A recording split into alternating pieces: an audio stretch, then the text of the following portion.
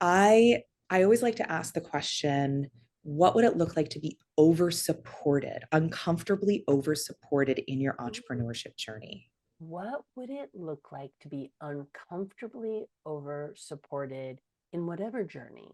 Mhm. Uncomfortably over supported. I'm emphasizing that. It's such a good question. Yeah. What have you found people's response to that is?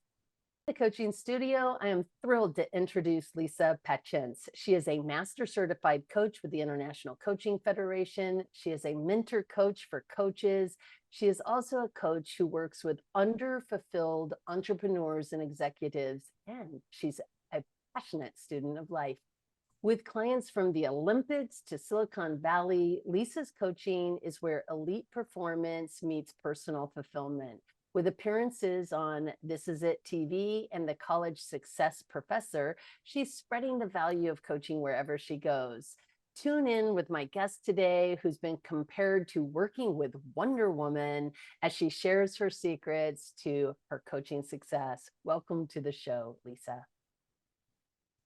Thank you, Lyssa. That was a great introduction. Yeah, well, it's all you, girl. It's all you. I So, as love you it. know, I tend to start with this idea of that pivot point, that moment that moved you into this realm of coaching. And I'm really curious for you as you think back on your experiences that have led to this moment, sitting here having this conversation, because you know how important this is. What started this trajectory for you? Well, in listening to some of the other shows, I have to say it's been a long journey to get to where I am, as it is with most people. And there were two key points that I think catapulted me into my life's purpose, which is to be a coach, to be a helper, to be the woman behind the woman who's on the front lines. The most recent point was when I was hired to run a recruiting department in New York City, fresh out of honestly a very toxic workplace culture. And I was managing for the first time a large team of recruiters who were most of them older than me. Mm, And I was terrible at it. I was I did know what I was doing, but from a producer's point of view, from a production, from a this is what you do in order to recruit well, in order to interview, in order to onboard. But true leadership was something that I had never been trained well in, that I had never been educated in. And frankly, I don't think the world revolves around training leadership. Simon Sinek actually talks about this all the time, that we think that just because you're a good doer means you're going to be a good manager, but being a good manager does not, that's an entirely different skill yeah, set. So apples, oranges. absolutely. And so I firsthand experienced this incredible gap. And so I was scrambling and searching, do I find a mentor? Do I go back to school? Do I take a program? What is it that I actually need? And I had at that point had years of therapy, and those years of therapy could not do in 1 hour what one coaching conversation did for me. Wow. Yeah. I met a coach in my networking in New York City. I had a sample session with this person, Christine Sachs, if you know her. She's an incredible MCC coach in the coaching world. And it completely changed my perspective. It taught me how to choose from responsibility, and that I did have a choice in my own perspectives and my own emotional processing and my own attitude, in a way that therapy, in a way that mentorship had not presented to me in the past. Yeah, I mean, that is fascinating. I mean, as you think back on that, what was the catalyst? What was the difference between the mentorship, the therapy, and then this coaching experience that you had that really enlightened you? I don't know, like lit you up or made this thing seem more understandable. Yeah. from what I remember, and this was a long time ago, this was 11 years ago. Oh, come on. You haven't coached since then. It's just just yesterday. From what I remember, those coaching conversations were consistently putting me back at choice point. What are you choosing now? What belief systems are you choosing? What perspectives are you? I would say that half of her questions were reiterations of what are you choosing right now? What story are you choosing? What self talk are you choosing? What are you choosing? And it was constantly putting me back in the driver's seat. And that was actually the thing that was in the way of my leadership, of my self care, of taking care of my relationships, of removing my social anxiety. I am an extrovert, but I had horrific social anxiety almost my entire life. And to be back in the driver's seat of my own emotions was really powerful. What had been in the way for me was this consistent survival mechanism, speak, doing, behaving, that put me in the backseat of my own car as I was driving down the highway of my life. That I was being done to, that I was, I hate using the word victim, but that's a common phrase, that I was victimized, being done to my great life. And I had this experience of almost falling up the stairs of my life and experiencing the being an underfulfilled overachiever constantly, instead of, okay, what can I choose to be fulfilled? What does that look like? What does social fulfillment look like? What does taking care of my body look like? And what can I choose? Yeah, and that's such a powerful image of falling up the stairs of our lives. Because I think it's that sense of we're trying, if I'm hearing you correctly, and please always correct me if I'm wrong, but I think it's that sense that we're striving so hard, we don't even recognize the stairs that we're stepping on. Yeah. Yes, absolutely. And that falling up the stairs analogy, I hear often from, especially the other women that I speak to and that I work with. I think inside of our culture is a very embedded performance mechanism.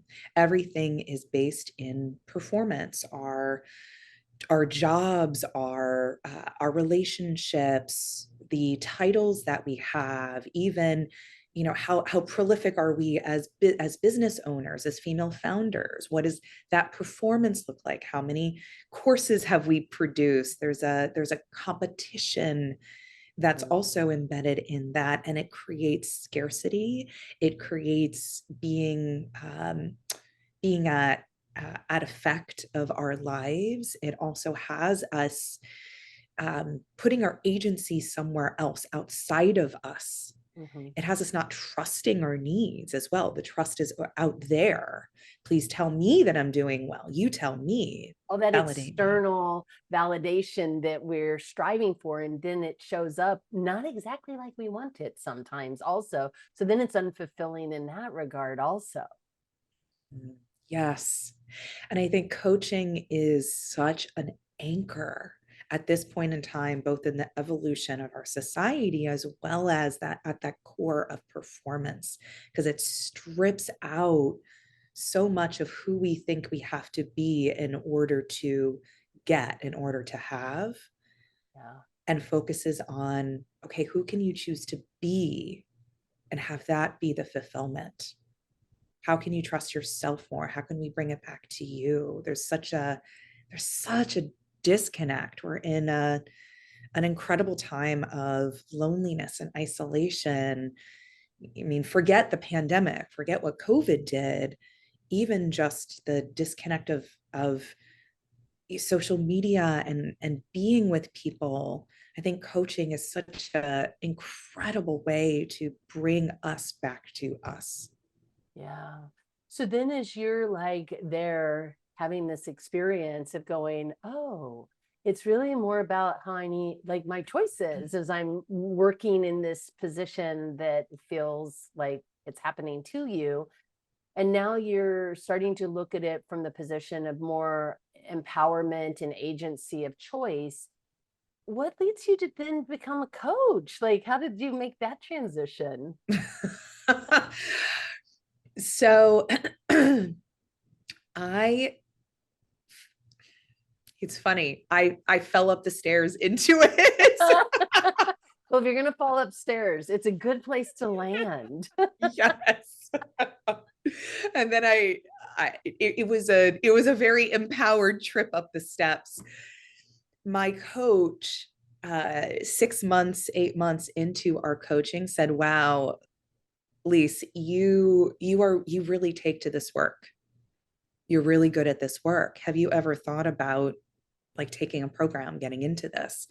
And at that point, we were coaching around, what do I really want to do next in my career? I was starting to understand who I needed to be, what I needed to choose, the different energy to bring to leadership and to uh, personal relationships in the workspace, how to navigate politics. Mm-hmm. It's another I love that face. conversation. I love that face, I have to say. Wow. It's why We'll I don't come work back in to corporate much. navigating. We'll come back to navigating politics in the workspace. But you continue. Thank you. Thank you. Well, politics is a whole other conversation about why we think we even need them. Um, but I wanted to get back to my roots. I was an anthropology major, and in college and even before college, I had wanted to go into the Peace Corps. I had wanted to study human behavior and economies, and how do those two things overlap, and how can you support underprivileged societies and those who don't have to rise up and be able to support themselves from a geopolitical place. And that just it wasn't my lot in life. I had several injuries and health issues in college, and I wasn't able to do that. And so I ended up going to Teach for America and went in the HR and recruiting direction. But the anthropological sociological study was so fascinating to me, especially from an umbrella, from a cultural point of view. Mm-hmm. I think that there's so many levels to taking our agency back, from an individual level, from a familial level, from a social level, and also from a cultural level. There's many places that we can intersect our choice and agency. So with that being said, I I was introduced to coaching from being a client, but then my coach had planted the seed and I went, yeah, why not? And I love that question. Why not XYZ? Why not? And there really wasn't anything stopping me from taking the training, taking the program. At least I could get my nerd on and enjoy the education of human behavior and social dynamics. And so I took the training program, and 2 months in, I got my first client. Another month in, I got two more clients, and I was like, wow, this is much more fluid than I thought it was going to be. I launched my business. I never thought I'd be an entrepreneur, never thought I'd be a good business owner. And here I am 10 years later. My business, it Yeah. still surprises me.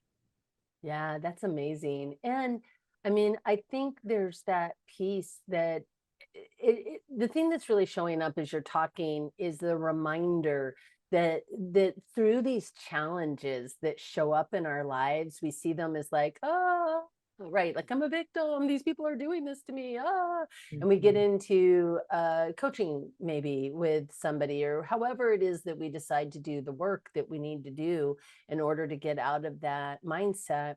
And it leads to the next thing that you never could have even seen a few flights up that stairs, but then you're falling into it through that challenge that showed up. And it's that, Yes. I don't know, just for me, and I'd love to kind of hear your thoughts on this, but I think it is a part of the human condition that we often see challenges as problems versus just steps towards something else. Like there's a learning Yes. opportunity here. I don't know. What are your thoughts on this?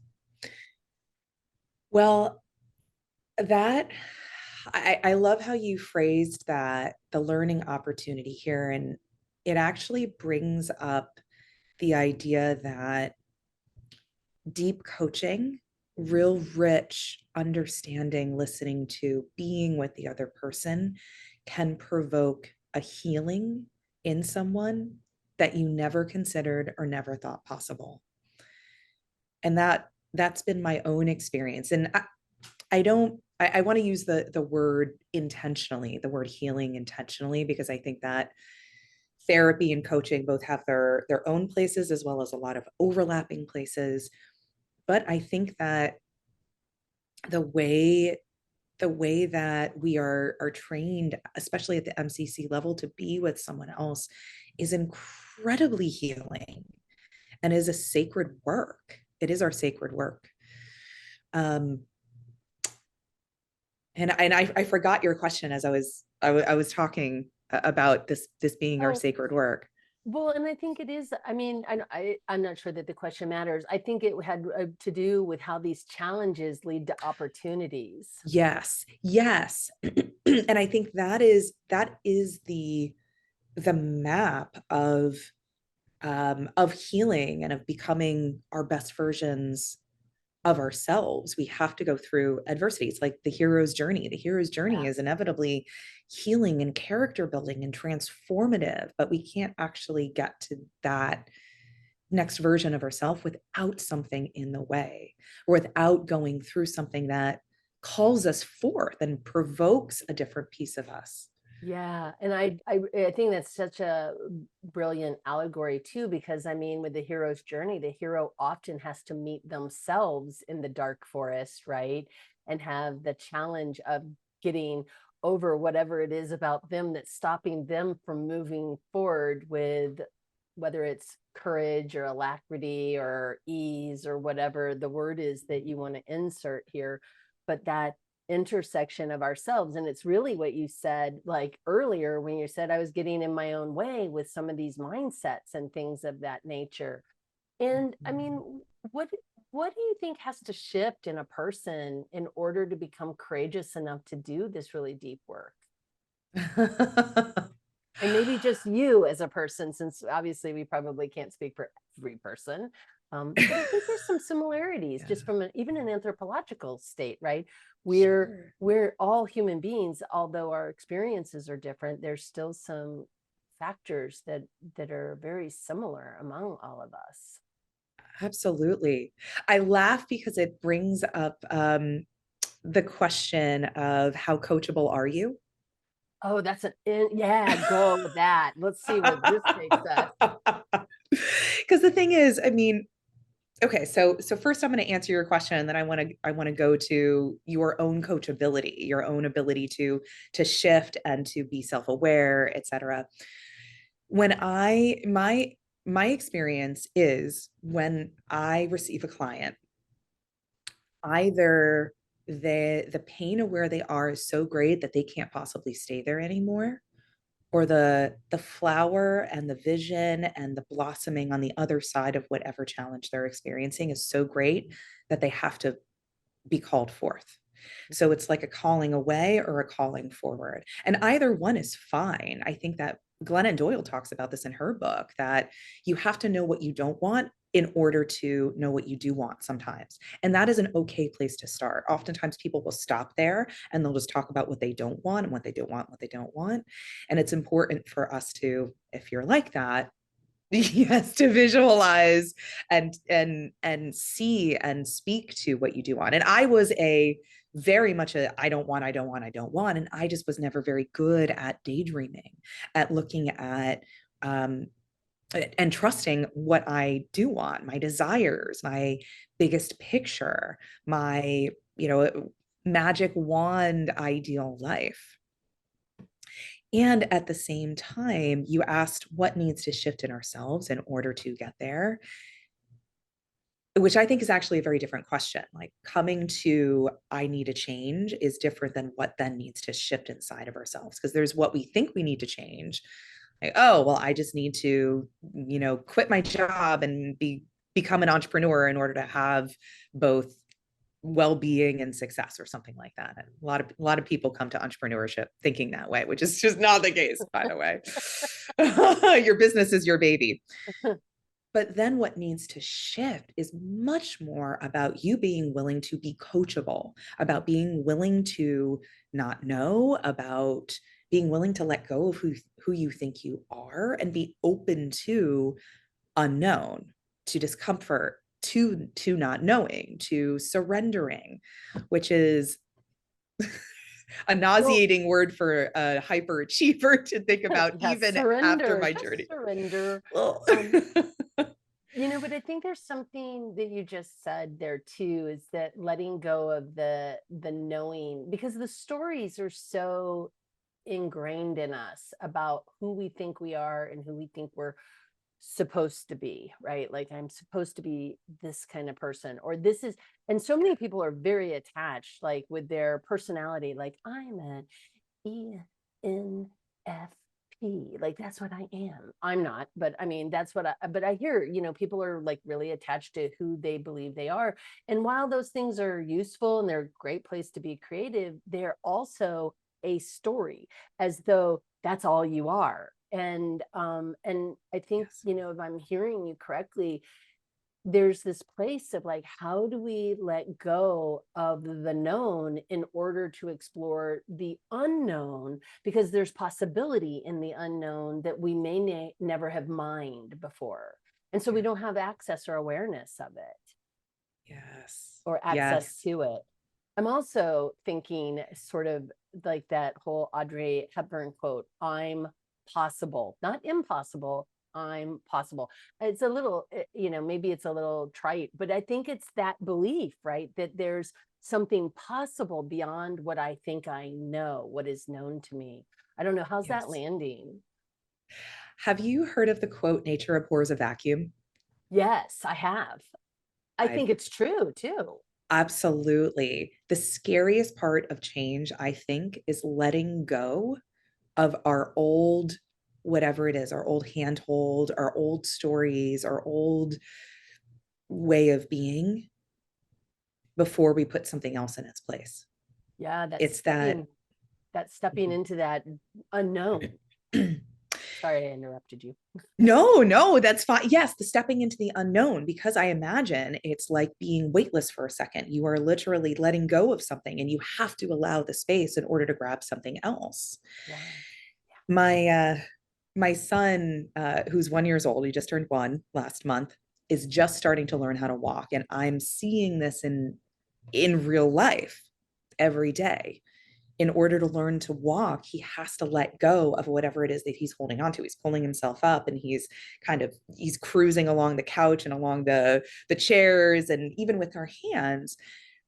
But the hardest part for him and for anyone learning to walk is letting go to see what happens when you have empty space. It's scary because you don't know what's going to happen. You might fall, you might trip, you might fall on your face, you might fall on your bum. And all of those have happened with him. With those big heads, you might fall on your head, Yes, yes, they're so out. They're so top heavy. Why did God do this? They are top heavy. But that is where life encourages you and forces you to grow new muscles of balance so that you can then take steps into something different. So it's that space between what you've known and putting something else in its place that is the hardest and the scariest. And that's where trust is. That's where surrender is. That's where not knowing is. That's where spaciousness is. That's where presence is. All of these soft skills, quote unquote, that are not easy to do because our brains are biased towards knowing, towards problem solving, towards keeping ourselves Safety. safe. Yeah. And if we're not careful, nature abhors a vacuum. Our old stuff will then get put in its place. But we have to clear that out. We have to clear the junk and the crevices and make way for something new before we put it in its place. Yeah. Yeah. And I think that idea too of the universe abhors a vacuum is that you actually have to kind of create that perfect vacuum to bring in the new stuff, but there's a waiting. It's sort of like the pause between the clearing and the showing up of whatever that is.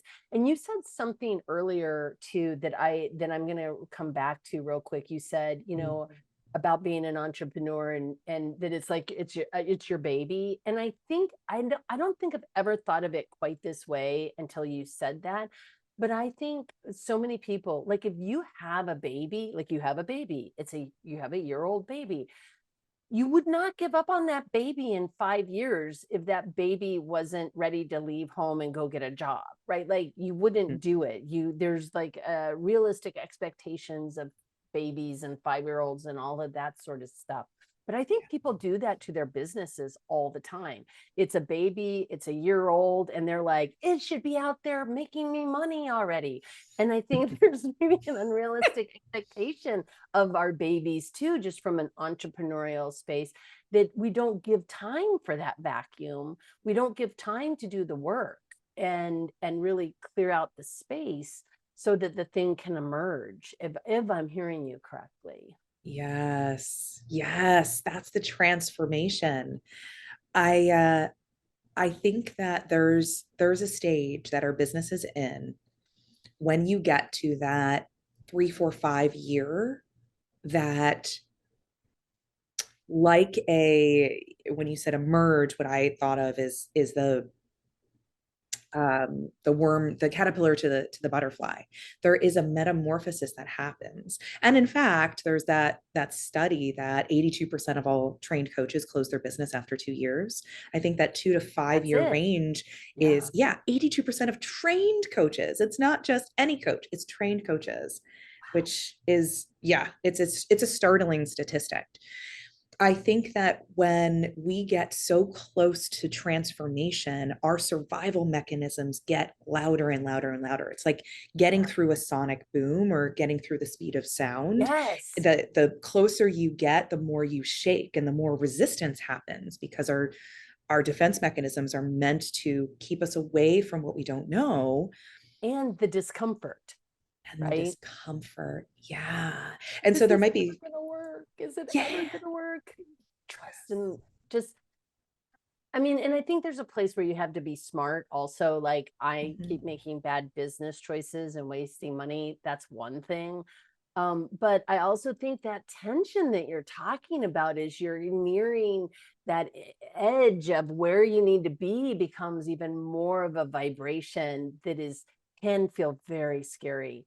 And I don't know about you, but in my own business, multiple times I would turn to my husband and be like, should I just go get a job? And he'd be like, no, stay the course, stay the course. But I mean, I think that's normal. And so the normalization of that is something I really appreciate you bringing forward, because I think for a lot of coaches, that statistic that, what did you say? 82% of trained coaches close their doors permanently after 2 years. And the average income for the trained coach is still $34,000 a year. Which is It's unsustainable for a family or even an so. individual person. I mean, Yes. that's at this point, what's the difference between that and the minimum wage, right? It's not much different. Yes, yes. Which is, to your point, why knowing when to change and when to walk away is really important. But equally as important is knowing why you're there in the first place. What is the breakthrough and the transformation that you're there for? Is it this idea that, you're put on the planet to lead, transform, and do the hard stuff in order to pave the way for others, which is part of my story. So having that breakthrough, it was really, really important. Another breakthrough of mine has been allowing myself to create both self-care and success at the same time. And that's really hard to do inside of someone else's organization, inside of corporate, inside of whatever job you take up. And so for me, getting past that 4 or 5 year mark, which is where I was too, when I had like complete and utter change, and I had to transform at that point, is I could just go get a job, or I could stay and really have this breakthrough of what it looks like to have the both and thing that I talk about that is possible. But yes, I didn't think that it was impossible. I'm possible. But when it comes to launching a business, having that, the why, the what for, the I am here because this is who I want to become, is so vital. It's so much more important than the what, than the SMART goal. because that's Yeah. going to be the flower on the other side of that wall that you choose to climb or destroy or take down brick by brick to get to the other side. Well, and I think what you're talking about is really important. And I know a lot of the people who listen to this podcast are new coaches, and they're in that window, that 5-year window, oftentimes. And I mean, if if you were to say anything to them about like how they're thinking about their business, are there any things that are sort of like big red flags? Be very careful should you head in this direction. Is there anything that you would share with them? Yes. I figured there might be, which hence the question. Well, it's so interesting to be an MCC right around this time of when coaching as an industry has completely catalyzed. When I entered coaching 10 years ago, coaching was, you just didn't hear about it. Or if you did, and someone said that they were a life coach, most of the time you get the question of what's that? And now many people know, or at least have heard of what a coach is. They know that there is an industry out there that is that. So to be in this time frame is almost like being around when the internet was first created, which I was also around for and you were also around for. So Yeah. it's just a very interesting thing. I would say beware of others who promise you success if you follow these steps. Yeah, there's a lot of marketing sharks out there. Yeah. How to build a business. I can 3x you, 30x you, 100x your clients. Yeah. Yeah. Beware of the guarantees, the promises, and the marketing. And I can name a handful of coaches who have produced unbelievable programs like Laura Berman Forking, Adam Quiney. I myself ran a program with another coach supporting coaches who were recently trained to grow their business. These programs are not about marketing. They are about showing up as coach and being coach in the world that creates transformative conversations and inviting those into a coaching relationship from that. Because marketing is very, very different from enrolling clients into the work that you're doing. Joanna Lindenbaum is another great example of this, but it's few and far between, which is why I think that having a trusted source, having someone like you or someone like me or someone like, like a Carly Anderson out there who says, these are the sources that I would recommend. Having a referral based support system is so, so vital and so important. Well, and I think there's also, I think there's also this piece around this get rich quick idea. And I don't know, my husband loves to say this. He's a director of operations for an organization. And so this is sort of his like 3 favorite things to say: fast, right, and done. So like done fast, done right, and done cheap. You can only choose 2, right? Yes. Like you can't do it fast and cheap. It just doesn't work that way. And on the other hand, I think with a lot of this marketing, especially in an industry where you need to be able to sustain it for 5 years ish to really get to the next step in that evolution, the affordability, unless you just come from a ton of money, but the affordability of spending how much money people are asking you to spend, I would say build relationships with people. Yes. Because word of mouth will always beat out like some advertisement from Facebook or TikTok or LinkedIn. I mean, yeah, you get inundated with that stuff on those sites, but the reality is, I mean, unless it's something you really want, you just pass it by. Or I've taken to be like, hide this thing because I don't want to see anymore, like how to have like giggle balls for my dog. I just don't want to see any more giggle balls for my dog. And I don't know what they are, but that it sounds doesn't amazing. matter. They're not good. I can tell you my dogs don't care.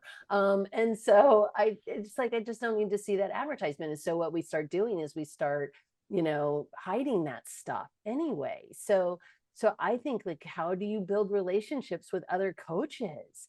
How do you build relationships like you're talking about, these other people's resources, because it's not what you and I do. So like, the only way you get to word of mouth is the building of the relationships that you have with people. Yes. Yes. There was a study done by Harvard Business Review back in 2015 on the burnout of business leaders and entrepreneurs. And the number one factor for burnout was loneliness. And you mentioned that earlier, and here it is again. Here it is Yeah. again. Yeah, And it's how the that, relationships. so how that impacts your business, especially in a lonely business where you're working in your house on Zoom like this, right? So how do you take care of the loneliness quotient, I guess? I got very lucky early on in my journey. First of all, because I was trained in sales, which is also very different than enrollment, and I had to learn that. But I had a natural network from building out a sales business, essentially, because that's what recruiting is at that level, is being able to network, build relationships. And so I had a natural network that I could tap into. But it was interesting to tap into it from coach as opposed to recruiter. From coach, there was a depth of vulnerability and trust and richness in our conversation. Like, who are you really? What do you really want?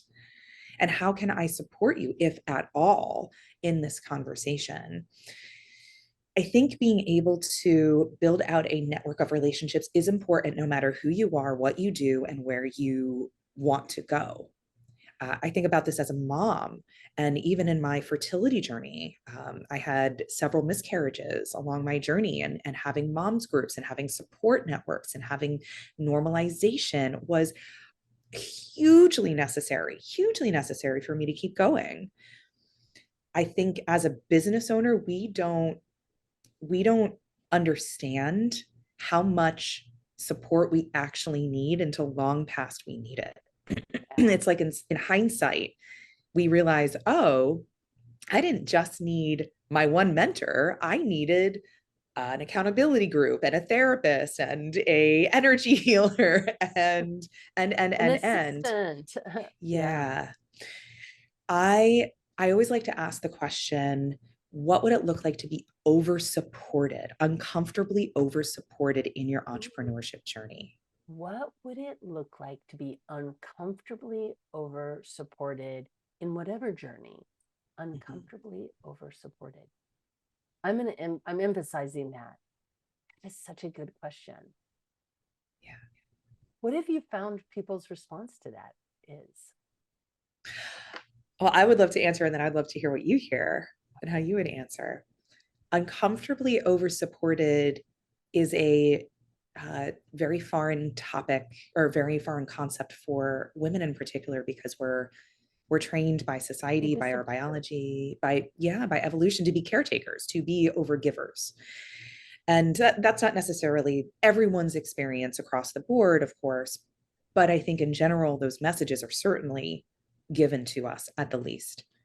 So being supported at all, asking for support, giving ourselves permission to ask for support, receiving the support. I think as women, we often have a receiving problem, not only just asking, but how do we let that in? How do we allow for support? Things like delegation, things like hiring a virtual assistant, a social media manager. I have both now.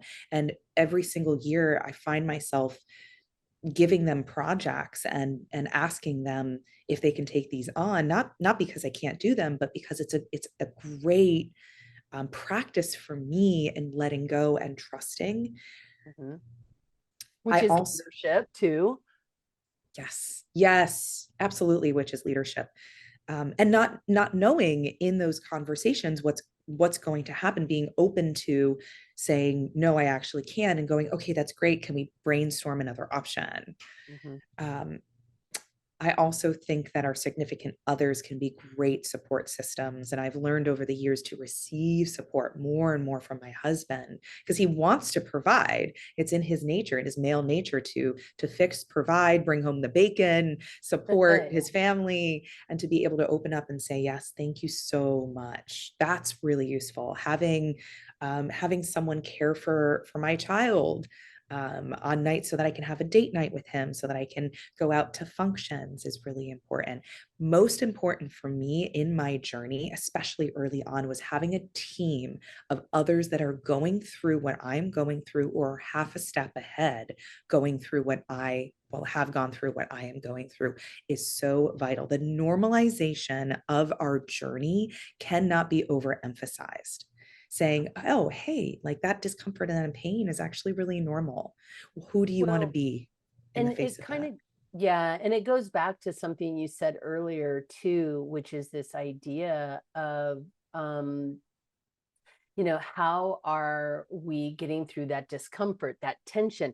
If the world is, bouncing and it feels extreme and it's scary, if you don't have the overabundance of support, you don't have somebody like my husband said, keep going, don't get a job, keep going.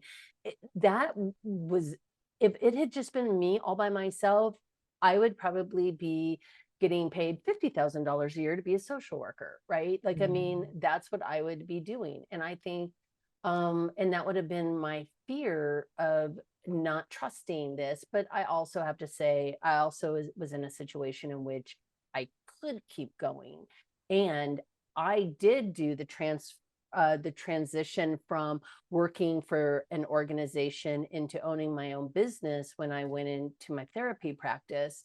I worked for the military, and my husband and I sat down and we talked about, like, realistically, how many clients do I need to be able to support this part-time office space that I was renting from another therapist in the evenings, and insurance and getting my LLC and all that kind of stuff. Like, how many clients do I need before I can give notice in my job? So there was like a year where I was working at a university in the evenings. I was seeing clients in the evenings and on Saturdays. I was working my real-time job. And yeah, it was a lot going on.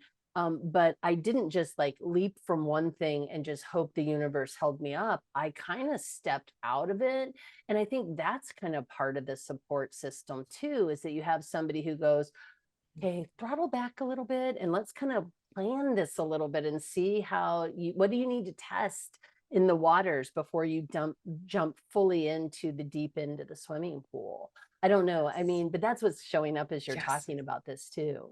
Yeah. Is that what uncomfortable over support looks like for you? Having No, yeah. uncomfortable over support. I mean, it's an element of it, having people that I trust to go, can we explore this a little further before you make a decision? I think I do appreciate those people.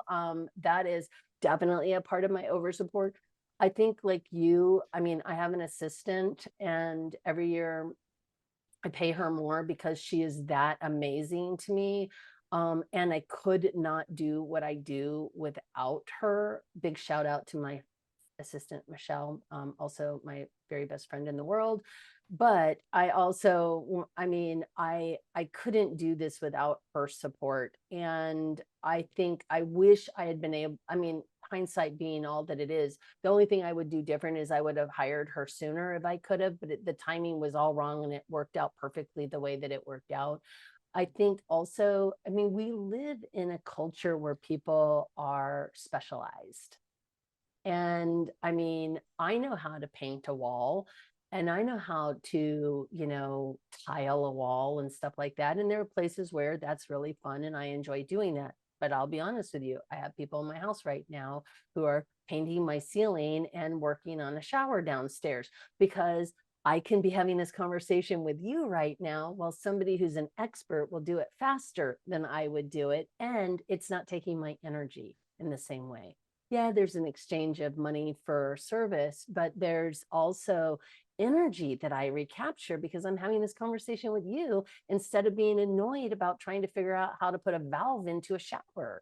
Um, I like there's a lot of YouTube videos out there, but I'm kind of glad I'm not watching them right now. I'd much rather be having this conversation with you. And so I think that tension to what you were talking about also of how do we allow and receive, and how do we not just say I need support but then allow that support in, that's a bit of a journey, and it's definitely been part of my over support. And to be truthful, I could probably use some more support, and I'm probably going to walk away from this conversation thinking about what other support do I need to engage. I do have a coach, I do have a supervisor, you know, I mean, I have these other supervisor, a supervision partner. I Mm. do have my friends, and I do have hobbies that I do. Like I do a lot of creative, artistic things, read a lot, but I think there's probably that question is just so important for people to ask themselves. What would over resourced look like? Yes. And I have a Yes. couple more places I could throw in an extra resource or two. I I think we love probably that. all do. I love that. My next question is is so Love this. instinctual. The how can I support that? I would love to follow up with you and hear what happens. But this also, if I may add, Yes, please. this also points to something really important, which is to have someone standing for you in this journey, not just you, but anyone in your entrepreneurial journey.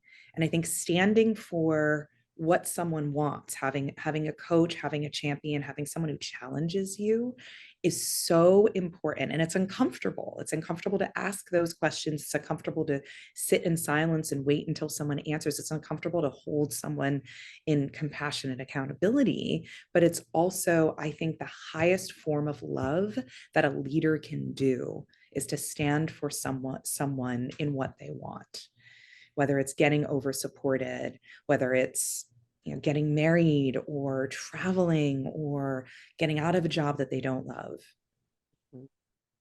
Yeah. And yeah, this is just, I just think it's such a crucial conversation to be having with ourselves and the people that are around us. And I mean, I see lots of coaches on Facebook or LinkedIn and forming these coaching groups and mastermind groups. And I say, yes, that is so important to have people that you can also be challenged by, but it's also through these kinds of conversations like the one that you and I are having right now, where we have new ways of thinking about something that maybe we've never thought about it like this before.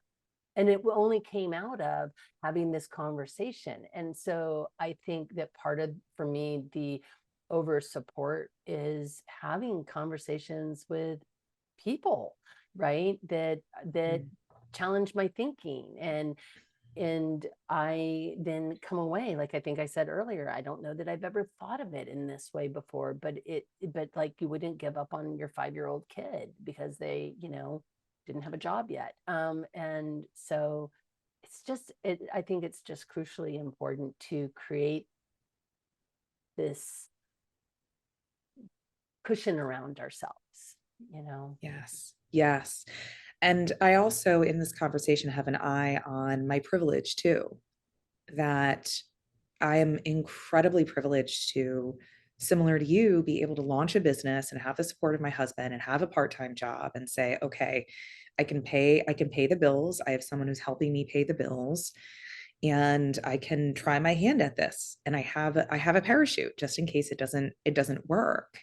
And not everyone has that opportunity. Not everyone has the opportunity to hire a virtual assistant or have a social media manager. And that is absolutely okay too. It's why I love the fact that coaching is now something that can be internal to organizations. You can go work for a Comcast or a JP Morgan or big companies as a coach and not have to worry about needing to hire Yeah. those in order to run a business and get support. But I also think that it's important to take a look at, okay, well, with the means that you do have, what would support look like? What is your love language? What would it look like to get over supported in your love language and words of affirmation or physical touch or quality time?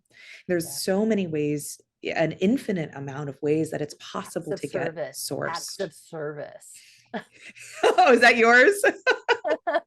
No, I think I don't know. I think I have a couple of the love languages, but I just was thinking, but in a way, that's what getting support is too, right? Is that there are people who can do things for you, or yeah, for you, that then you're not, energetically forcing yourself to do, like, Mhm. respond to all the random emails that maybe you get, they cut those out for you, or whatever it is that you need. Where do you lose energy, and paying attention to that? And I agree with you. Mhm. I think, I mean, I've been incredibly privileged in my journey. And also, my journey was like kind of switching and going this way and that way. I had my mom and my mother-in-law living with us, and then my mother-in-law was going through end of life. And so I couldn't Mm. really just go out and get a job either, because I became the primary caretaker for two women who were living in our homes that both needed physical support, as well as financial and mental support, and all emotional support, and all of those different things. And so that became my job, my part-time job, for a while. And so I think, though, your point is really valid, which is, what does it mean for you in the situation that you find yourself right now? But very few people don't have access to one or two people who care about them.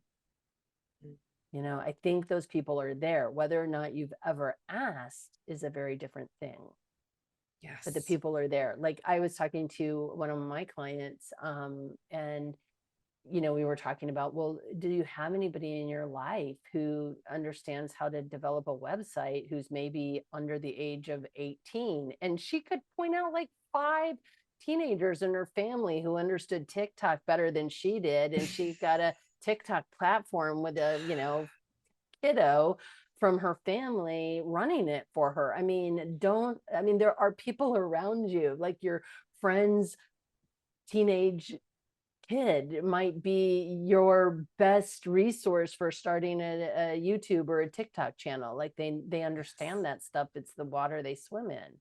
Yes. And so, like, thinking outside the box of what that looks like, and what does trade look like? Mm.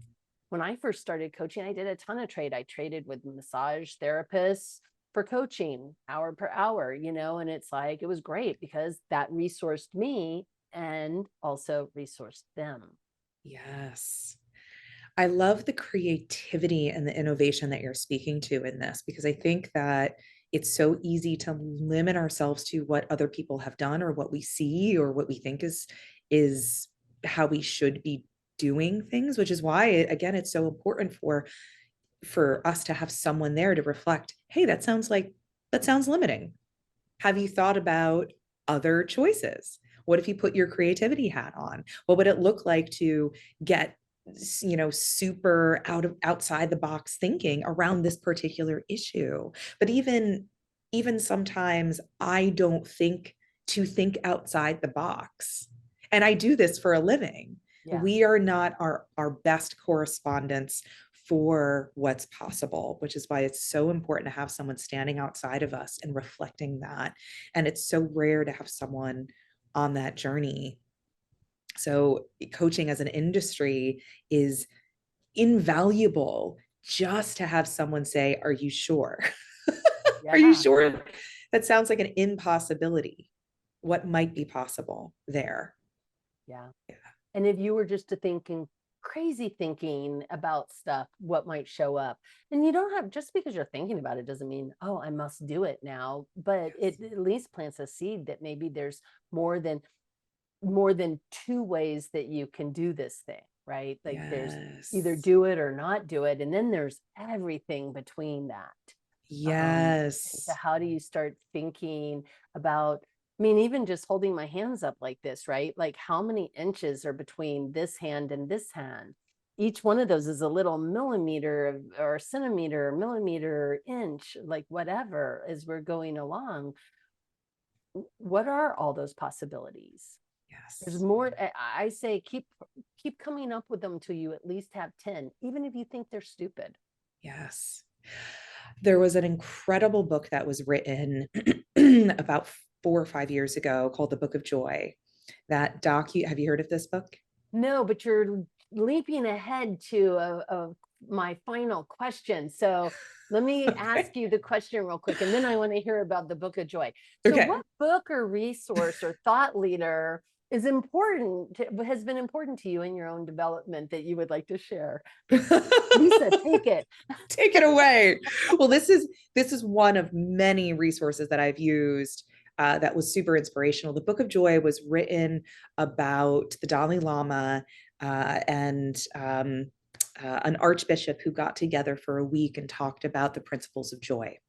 And one of the principles was, I'm paraphrasing here, the art of perspective. And in Buddhist culture, they're taught to look at every situation from at least 7 perspectives. Are there 7 different perspectives that I can take from this one situation? And even the Archbishop Desmond Tutu would talk about how, he'd be in traffic and someone would cut him off and he would say, oh, well, they're just being inconsiderate. Wait a second. What might be other things going on, other perspectives, and challenge myself to 7 different perspectives over why someone might be acting this way. Yeah. This is the second time that this book has come up. The interview that's coming out like right before yours, we had this book showed up also. So I think this book is in the air and I think I'll be getting it. So I'm going to be getting this book also. I mean, that's amazing. I'd be happy to send a copy to you, especially my well-loved copy, if you're interested in that. No, I can get a copy. But I think that's so important too, because I think we do stop at these sort of binary ideas, like, or we go, oh, they're such a jerk, they cut me off in traffic. And again, that goes back to what you were talking about earlier. This is happening to me. I'm the victim here. Somebody just did this thing to me, versus maybe they're sick, maybe they just got a call that their kid is going to the hospital, like they need to go to the bathroom really bad, they just don't feel good, they're about to throw up. Like, we don't have any clue what's going on in that person's life. Maybe they've been in a bunch of accidents and they're totally terrified of driving, and they're out there trying to make this thing happen to get to the grocery store, and so they're just scared in the way that they're moving through the world. We don't have any clue as to why people choose to do what they do or behave the way that they behave. We make a lot of assumptions, right? Our predictive brain is really good at assumptions, but those assumptions are often based on very little information. Absolutely.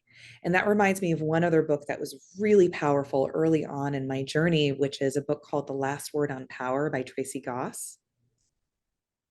It's not a well-known book, but it's incredibly powerful in shifting our internal paradigm. So highly recommend The Last Word on Power by Tracy Goss. And of course, Simon Sinek is amazing. Brene Brown, Glennon Doyle. I think the great greats are wonderful. But lastly, the most important thing I'd recommend for anyone going along their own personal development journey is to find a community of individuals to hold you accountable, to provide other resources, and to be looking at what you don't know, but also what you don't know, you don't know. Yeah. It takes a village. It really does. I mean, none of us do this in a vacuum. Well, you need to create a vacuum in order to open up space to fill it with the people that will help us. You got to empty your calendar first before you can put something in its place, like a community, like a networking meeting. Yeah. Exactly. Oh my gosh, Lisa, this was so much fun having a conversation with you today. I feel honored. I really enjoyed having you here. Thank you so much for being on the coaching studio. Thank you so much, Lyssa. You are such a titan in the industry. Thank you for everything that you do, all the coaches' lives that you touch, all the lives that you touch from the coaches that you touch because of who you are and what you do. It was so much fun. Thank you. Thank you.